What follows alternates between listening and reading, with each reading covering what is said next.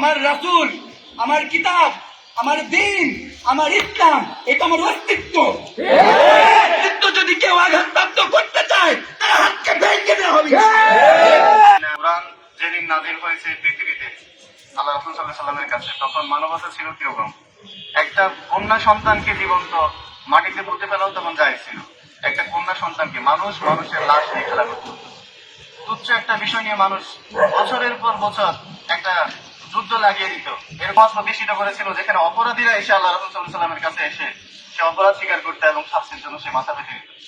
কোরআন এমন সমাজ আমাদের কাছে প্রতিষ্ঠিত করেছিল যে সমাজে আল্লাহ রাসূল বলেছিলেন, সানা থেকে হাদ্রামাউত পর্যন্ত একটা মানুষ, একটা মহিলা রাতের অন্ধকারে চলে যাবে, কিন্তু তার কাছে আল্লাহর ভয় ছাড়া কোনো ভয় থাকবে না। সেই মানবতার কোরআন আরশ থেকে এসেছে।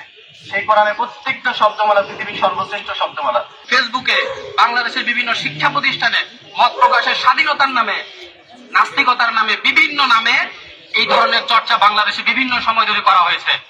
যখনই আমরা এর প্রতিবাদ করতে গেছি, এক শ্রেণীর সুশীল তারা আমাদেরকে প্রতিবাদ করতে নিষেধ করছে। তারা বলছে যে আমরা যদি কোনো কথা বলি, আমরা যদি প্রতিবাদ করি, আমরা যদি আমাদের পক্ষ থেকে কোনো রিয়াকশন দেই, তাহলে এই দেশের শান্তি শৃঙ্খলা, এই দেশের সম্প্রীতি নষ্ট হবে। আমি তাদের বলতে চাই, শান্তি শৃঙ্খলা সম্প্রীতি রক্ষা করার দায়িত্ব কি শুধু আমাদের?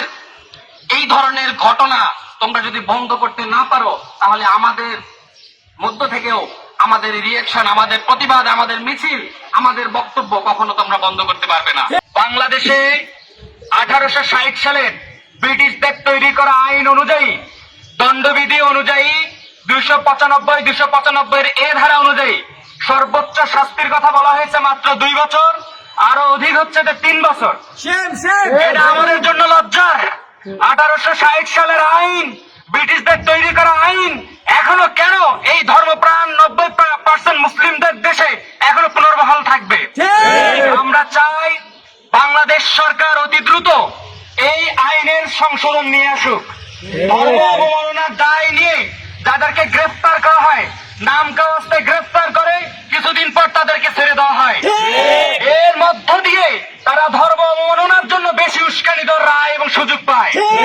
আমরা অতি দ্রুত আমাদের এই ইন্টারিম গভর্নমেন্ট সহ পরবর্তী যে গভর্নমেন্ট আসবে তাদেরকে বলে দিতে চাই, আপনারা এই যে ধর্ম অবমাননা যারা করতেছেন, যারা করবে, যারা করার ইচ্ছা পোষণ করে, এদেরকে যদি এখন আটকাইতে না পারেন, 90% মুসলিম যদি কোনো কিছু করে বসে, আপনি শুধু সেটা কিন্তু আটকাইতে পারবেন না।